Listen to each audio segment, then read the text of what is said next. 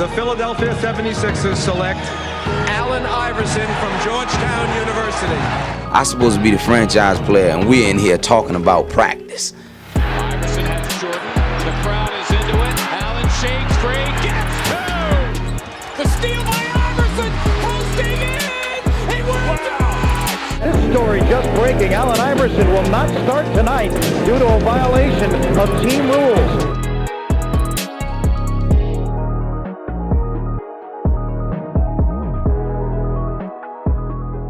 There aren't many other players in NBA history who have had a bigger impact on the game of basketball than Allen Iverson himself. AI broke cultural boundaries by being the first player to wear cornrows in a game, and he popularized the crossover that millions of kids would attempt to recreate. AI's offensive dominance that took over the NBA for a decade plus will forever be iconic.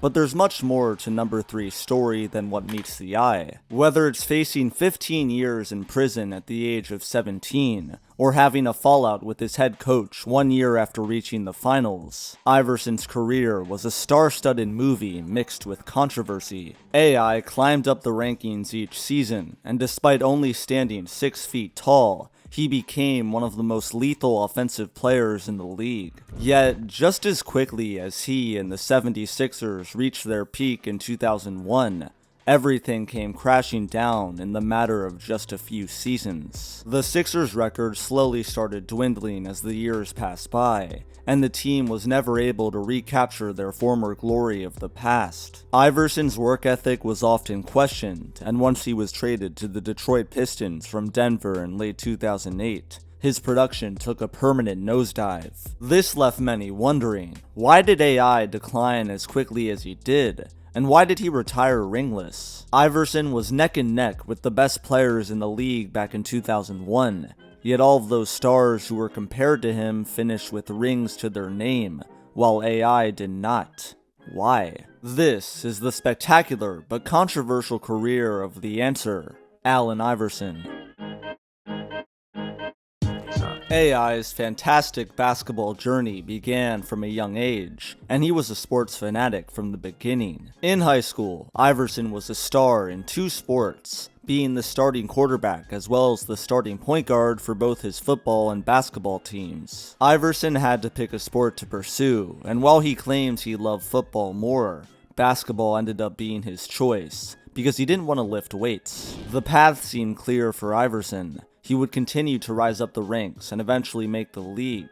It seemed set in stone. However, in February of 1993, everything Iverson had ever known was about to be taken away from him. The best high school basketball player in the country was involved in a bowling alley altercation. Iverson and his 3 other friends were in a bowling alley in Hampton, Virginia on Valentine's Day 1993, and were allegedly rowdy and were asked to quiet down many times from another group of people. Shouting ensued from both parties, and the opposing group that was made up of white people allegedly called Iverson and his friends various racial slurs, thus starting a brawl. Iverson says he was grabbed by someone and taken outside to get away from the violence, but witnesses at the time alleged that Iverson hit a woman over the head with a chair. This led to a 17-year-old AI being arrested and charged as an adult, with 3 counts of a maiming by mob felony put on his name, and he was initially sentenced to 15 years in prison. A shocking sentence that was eventually lowered down to 5 following a plea deal, and just like that, Iverson's hopes and dreams of making the NBA were shattered. A nightmarish situation had unfolded. Iverson was being sent to prison for something he didn't do, and his basketball future was up in the air.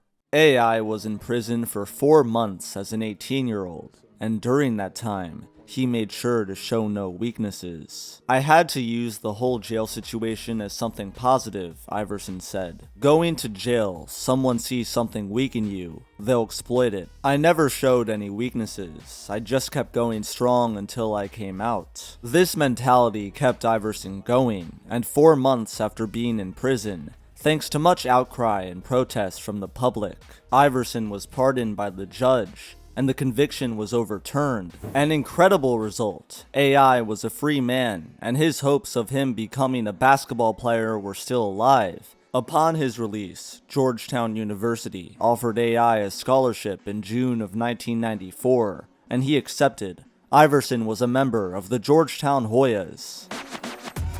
Iverson spent 2 seasons at Georgetown and saw booming success. The guard led the Hoyas to the Sweet 16 in year 1 and the Elite 8 in year 2. He was an indisputable star player, and the accolades began rolling in. Iverson was named as a first-team All-American in year 2, also earning a Big East Defensive Player of the Year award, and he declared for the 1996 NBA Draft. Despite every obstacle he faced, every tough decision he had to make, Allen Iverson was just a few steps away from finally fulfilling his lifelong aspiration of making the NBA, and he was more than ready to get started. The 1996 NBA Draft is highly regarded as one of the most prestigious in NBA history, and ranked at the top of this greatness was Allen Iverson. From the beginning, all the mock drafts had one 6-foot guard number 1, and the team that was picking at that slot needed some help. The Philadelphia 76ers had the second worst record in the league, and once they landed the number 1 pick, they immediately zeroed in on AI, drafting him at the top slot. Not only did this selection represent a new era for Sixers basketball, but it was a phenomenal achievement for Iverson himself. At one point in his life, this moment seemed impossible to attain, but through pure will, Allen Iverson had made it to the NBA. And not only that, his potential was off the charts. AI wasn't just here for a feel-good story, he was here to dominate. Allen Iverson's rookie season arrived with a 23 points per game average with 7 dimes, and he showed no mercy from day one. Playing at the point guard spot, the ball-dominant guard immediately started building his highlight reel, dropping 35 points in Madison Square Garden just 1 month into his career. He showed no hesitation when shooting the ball, his confidence was unwavering, and his scoring was legendary. AI recorded 4 straight 40-point games, becoming the first rookie since Wilt Chamberlain to do so, including a 50-point bomb versus the Cavaliers on the road. Yet none of those accomplishments would come even close to what occurred in March of 1997, where AI had one of the most famous crossovers in NBA history. Iverson got a switch and was picked up by whom many consider to be the greatest player ever in Michael Jordan.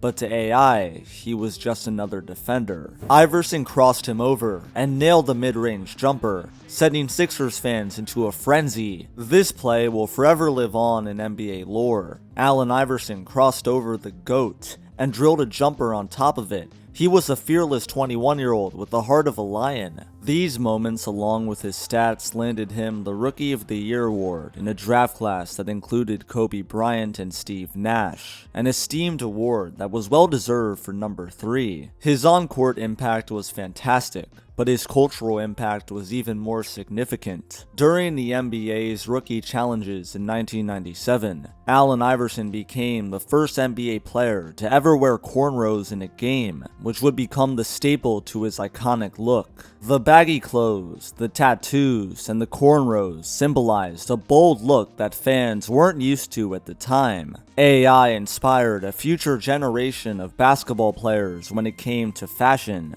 The 1997 NBA Draft was the perfect chance to bring the struggling Sixers some more firepower. Which star player would Philly get? Philly got the number 2 pick and drafted Keith Van Horn, but traded him to the New Jersey Nets for 2 lottery pick players in Tim Thomas and Anthony Parker. Both would go on to become disappointing contributors for the Sixers. Philly could have tried to go after Tracy McGrady, who ended up going number 9, or even kept Keith Van Horn, but instead, they were left with mediocrity. This wouldn't be the first draft that Philly would mess up in the Iverson era, but for now, all eyes were on year 2 for the answer. The 1997-1998 season for Allen Iverson saw more of the same greatness fans were accustomed to. His scoring was just as lethal, and he averaged 6 dimes to go along with 2 steals per game. AI may have taken the headlines, but the roster decisions Philly was making were just as significant. In the offseason of 1997,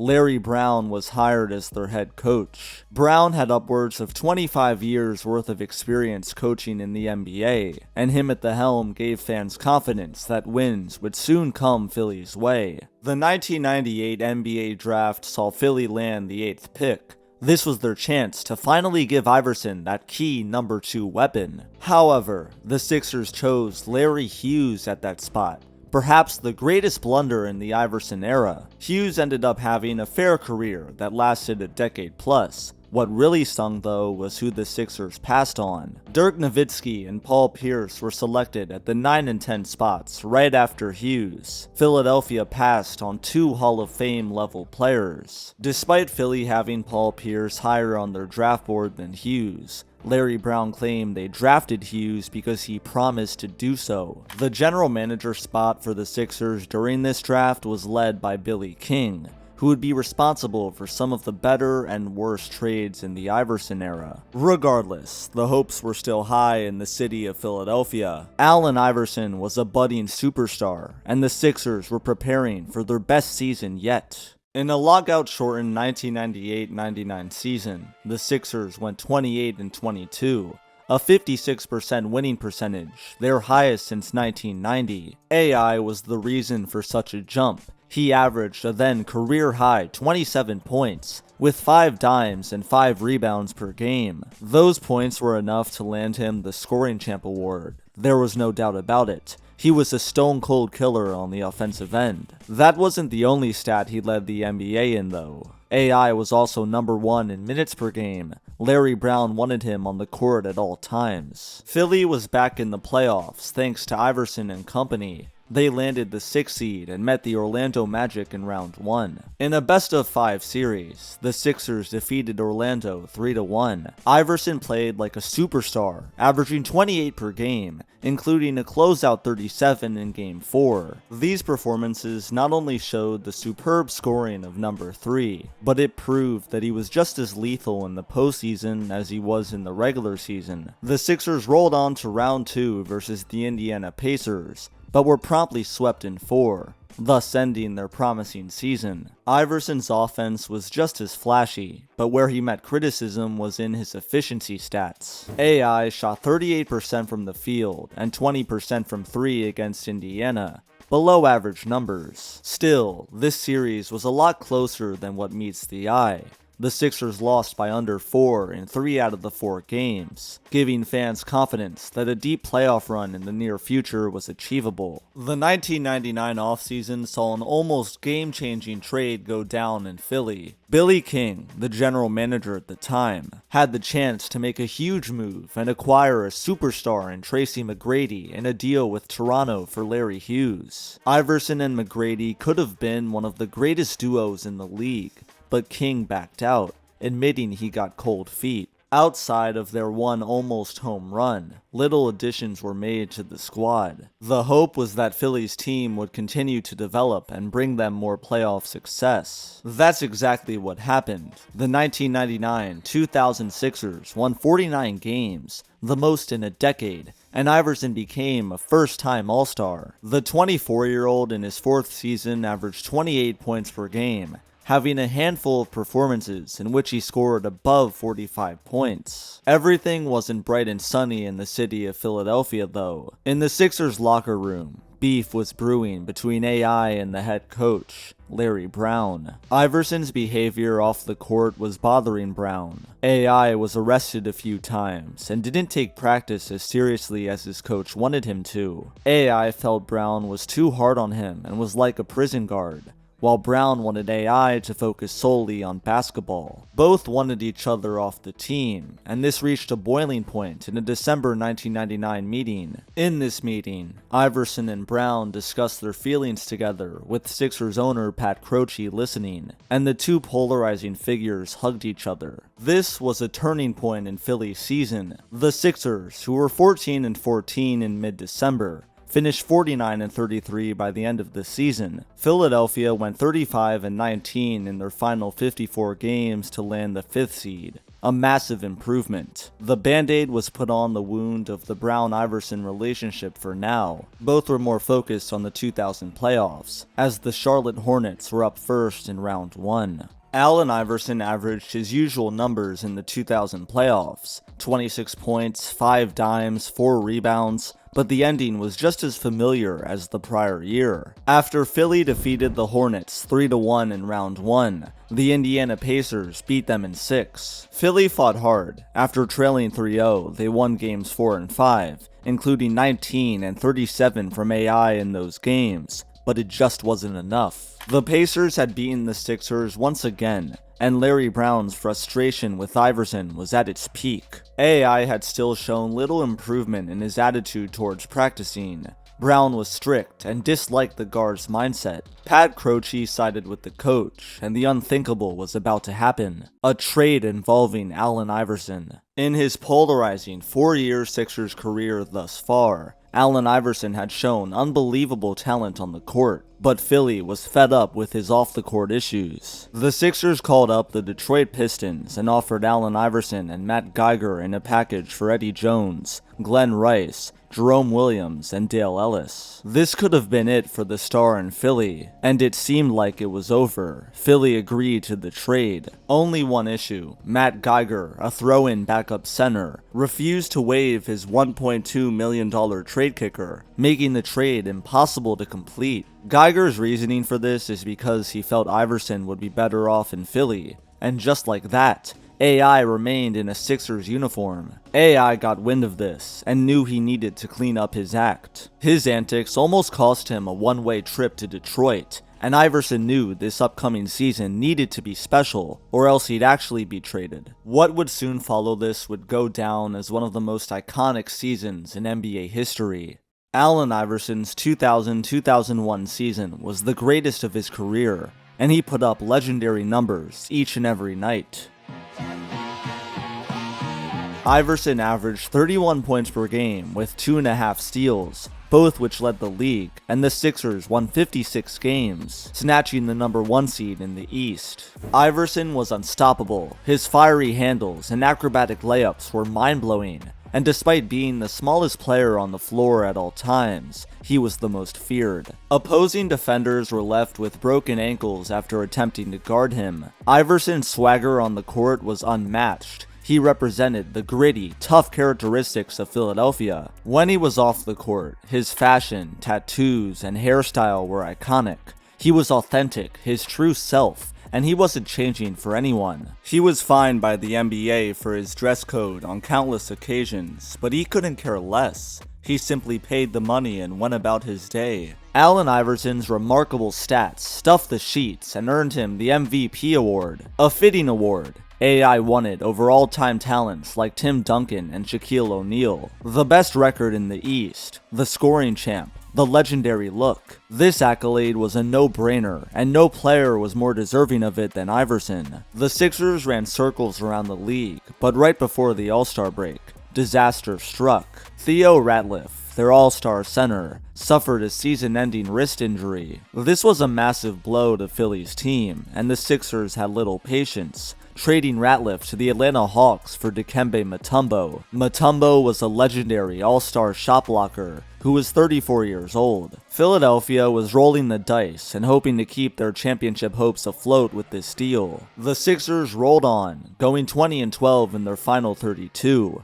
earning the top seed in the East with hefty expectations. This was their chance at a championship, and through round 1, they held their ground. Philly finally took care of their rival Pacers, destroying them 3-1. Rounds 2 and 3 weren't as effortless though. The Raptors and Bucks both took their best shot at knocking off AI. Iverson prevailed, averaging 34 points per game in the round 2 series versus Toronto, including 54 points in Game 2 and 52 in Game 5. The Sixers were tied with the Raptors 3-3, heading back to Philly for a Game 7, and the suspense was electric. The score was 88-87. The Sixers led with 2 seconds left, and the Raptors had a chance to hit a game winner. The ball was inbounded to Raptors superstar Vince Carter, who faked a mid-range jumper, fired and missed. The game was over. The Sixers had advanced to the Eastern Conference Finals for the first time in 16 years. A remarkable achievement, but the job wasn't finished yet. The Milwaukee Bucks were up next, and they fought just as hard as the Raptors did,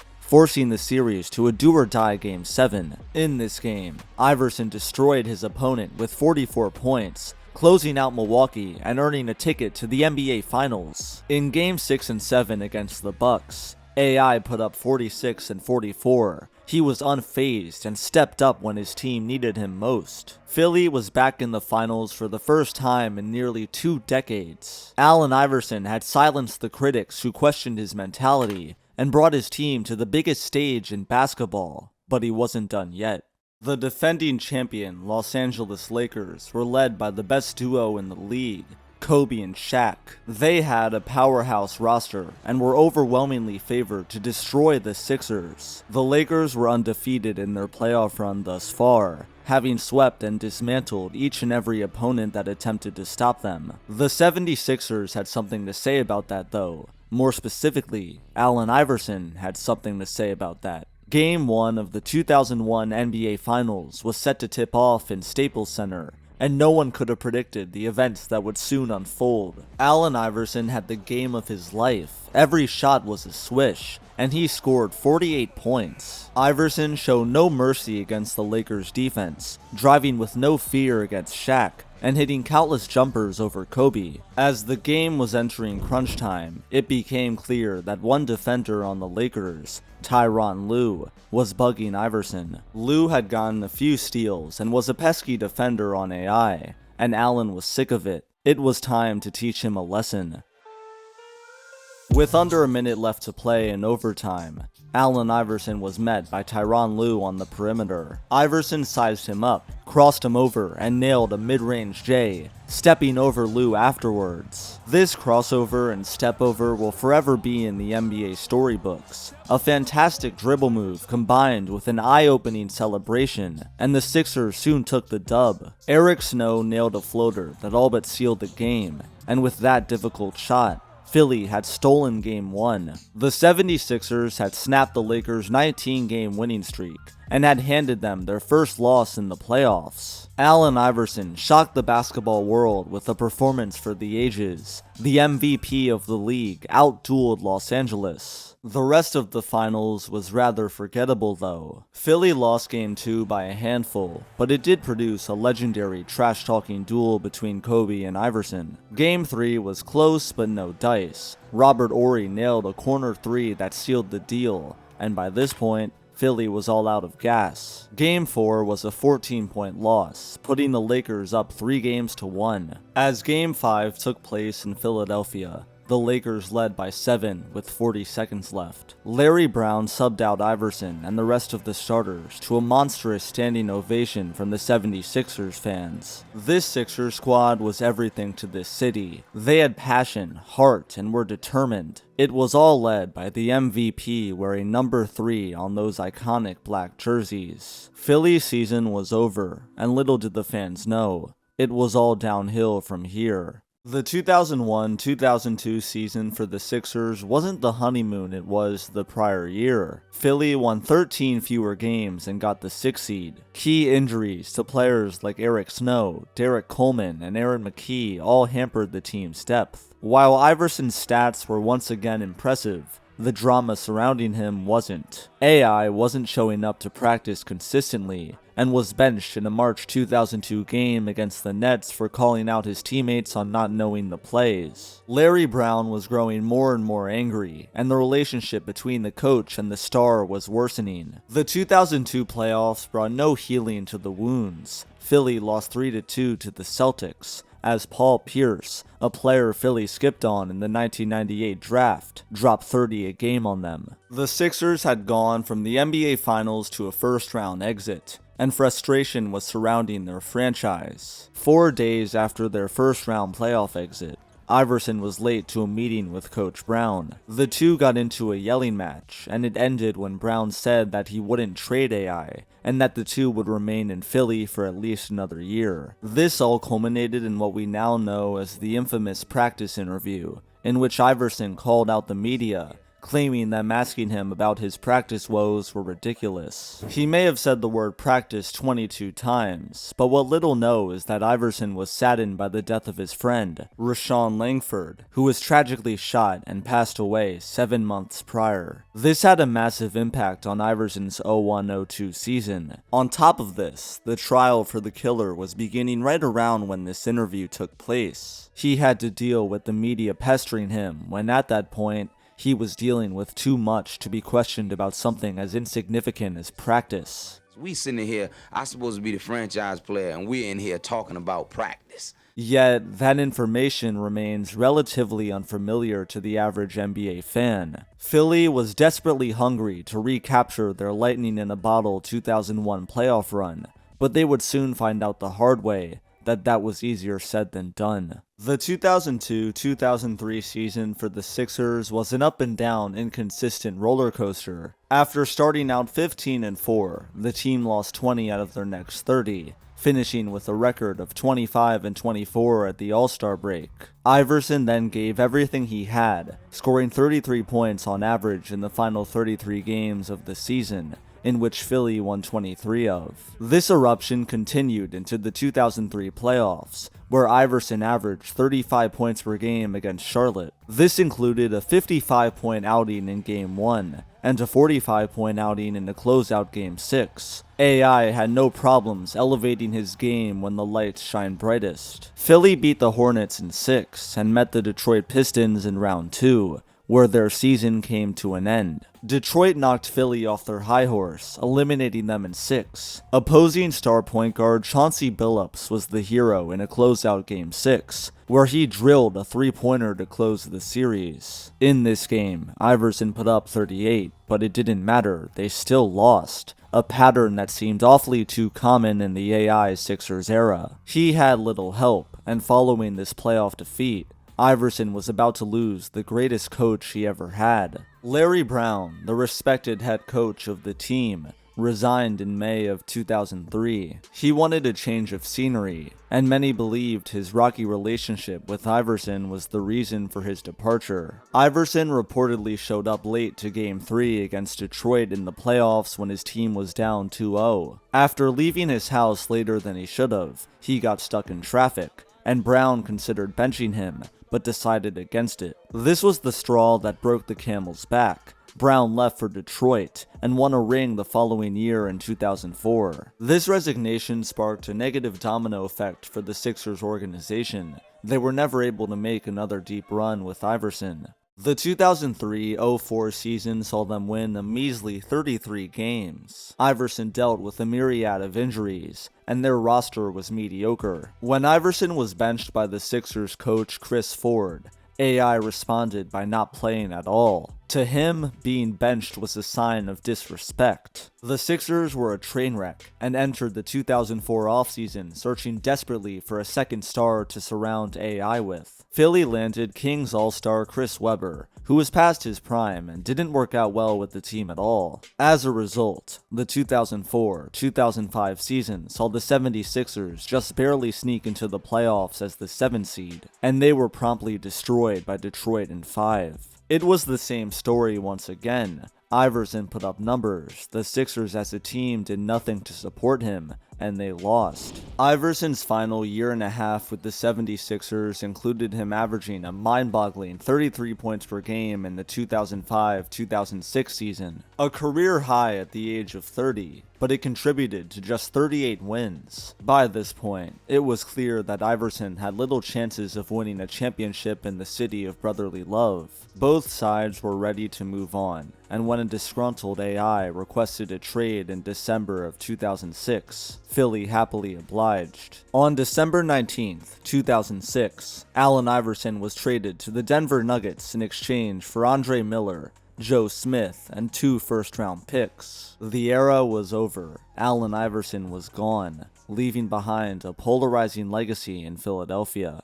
Iverson's 2 seasons with Denver had some exciting moments, but ultimately, he was unable to win a championship there. AI put up 25 points on an astonishing 42 minutes per game as a Nugget. His efficiency was better, he shot 45% from the field and 34% from 3, but Denver felt they were better off with another guard, Chauncey Billups, running the show instead. Iverson was traded to the Detroit Pistons for Billups in November of 2008, and Detroit ended up being a horrible fit. AI began declining, his first step wasn't as quick, and his athleticism of old was no longer there. The reason for this lies in how many minutes Iverson played throughout his career to that point. He averaged 42 minutes per game through the first 12 seasons of his career, and that baggage had finally caught up to him. Iverson was asked to take a lesser role with the team, and was even benched, which he did not take kindly to. He was insulted by coming off the bench, and said he'd rather retire than do such a thing. His numbers dipped to career lows, he averaged just 17 a night, and he signed with Memphis in the summer of 2009. The Grizzlies also forced him to come off the bench, and Iverson could not adapt to a lesser role. Being a starter was all he knew, playing near 42 minutes a game and taking all the shots was his role. Nonetheless, after 3 games, Iverson was cut. His once star-studded career was deteriorating, and with no teams that wanted him, his days as a basketball player seemed finished.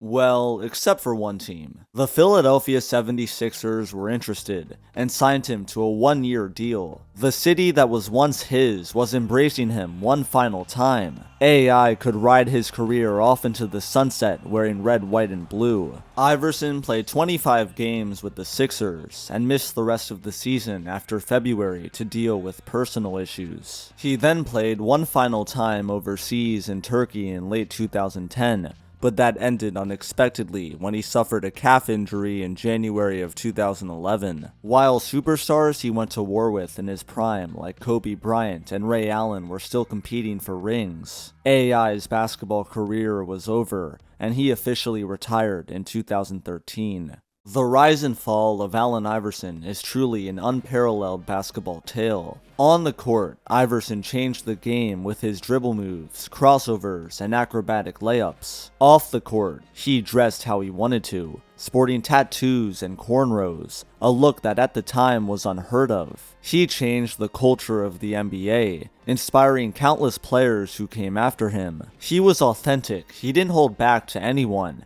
and when he was playing, he gave 110%. While his career may have ended abruptly, when he was in his prime, Iverson, standing 6 feet tall, was the most feared man on the court at all times. He'll forever be a hero in Philadelphia, and his legacy will always live on in basketball history.